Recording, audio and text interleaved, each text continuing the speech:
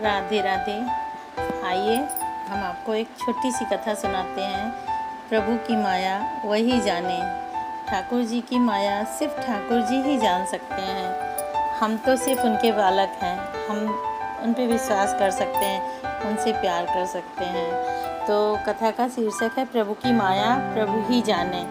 सुनने से पहले वही मेरी प्रार्थना है, लाइक कर दीजिए, सब्सक्राइब कर लीजिए हमारे चैनल को और कमेंट में राधे राधे ज़रूर करिए। धन्यवाद। तो कथा कुछ ऐसी है। एक बार बहुत बड़े संत थे, अपने शिष्य के साथ दिल्ली से वृंदावन वापस जा रहे थे। रास्ते में उनकी कार खराब हो गई। वहीं पास में एक ढाबा था। शिष्य ने संत को वहां चलकर थोड़ा आराम करने के लिए आग्रह किया। जब तक कार ठीक ना हो जाए या कोई दूसरा इंतज़ाम ना हो जाए तब तक प्रभु आप आराम कर लीजिए, शिष्य बोला ऐसा। ढाबे के मालिक ने जब देखा कि इतने बड़े संत उनके ढाबे पर आए हैं, उसने जल्दी जल्दी शुद्ध सात्विक भोजन तैयार करवाया और संत से आग्रह किया कि कृपया करके आप हमारे यहाँ हमारे ढाबे पर भोजन ग्रहण करें। संत ने बड़े ही विनम्र भाव से कहा कि वो सिर्फ भोग लगा हुआ भोजन ही प्रसाद पाते हैं और दूसरा भोजन वो पाते नहीं हैं।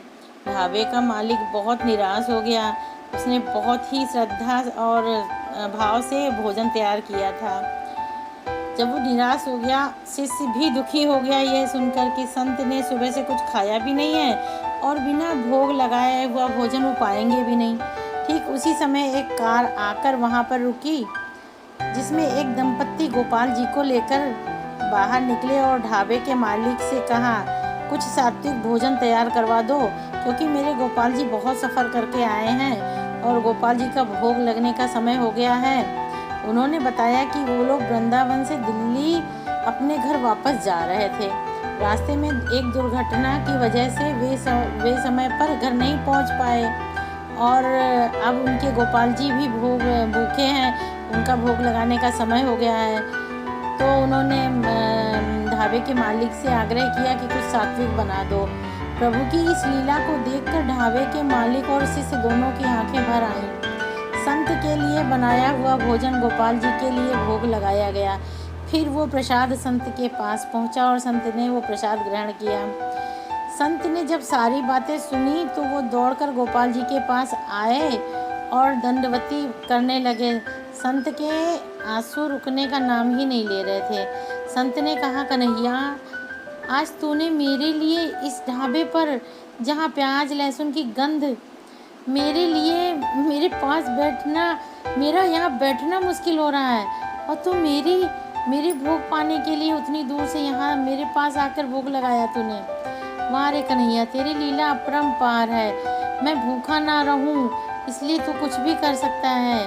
धन्य है तू, अपने तुच्छ से तुच्छ भक्त के लिए कुछ भी करने को तैयार है गोविंद। उस संत ने प्रसाद को माथे से लगाया। उसे आज वो प्रसाद अमृत से भी ज़्यादा मीठा लग रहा था। दूसरी तरफ ढाबे वाला सोच रहा था, धन्य है तू सांवरे, मैं तो घर पर तुझे सिर्फ कभी कभी कुछ मीठा ले जाकर देता हूँ, भोग लगवाता हूँ, वो भी बीबी के कहने पर। तू मेरी इच्छा पूरी करने के लिए खुद ही यहाँ चलकर आ गया।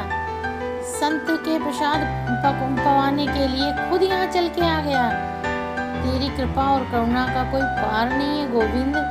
उसी ढाबे पर धर्म के कुछ ज्ञानी भी लोग बैठे हुए थे, आज भी हैं। बहुत सारे लोग ज्ञानी हैं जो गोपाल जी की कृपा, उनके सुंदर रूप और उनके दंपत्ति के गोपाल जी के प्रति प्रेम को तो नहीं देख पा रहे थे, बल्कि उस दंपति के गोपाल जी को साथ में लेकर घूमने की और ऐसी वैसी जगह बैठने की और भोग लगवाने की निंदा कर रहे थे।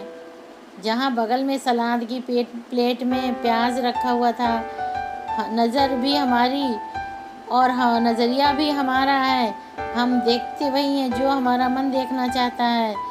माखन की छोटी सी लोई के लिए गोपियों के साथ नाच के रिझाता है कन्हैया। यह तो वो कान्हा है जो राम रूप में भीलनी के जूठे बेर भी स्वाद लेकर के खाता है। तो ये हमारा नज़रिया है कि हम अपने ठाकुर को किस भाव से देखते हैं।